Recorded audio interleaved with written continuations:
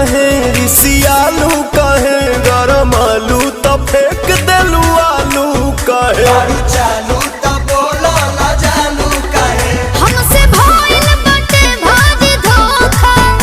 एही आलू के मिस देब चोखा बुझाई देबू नहीं खाए तका बोला हम कमाए चितर कूट जाए अरे दिल टूट खाए है दिल टूट खाए अच्छा तोहरा राजा जी के दिलावा टूट जाई हरा राजा जी के दिलावा टूट जाई तोहरा बलमू के दिलावा टूट जाई हरा राजा जी के दिलावा टूट जाई आ रहे दो ढेर हो गई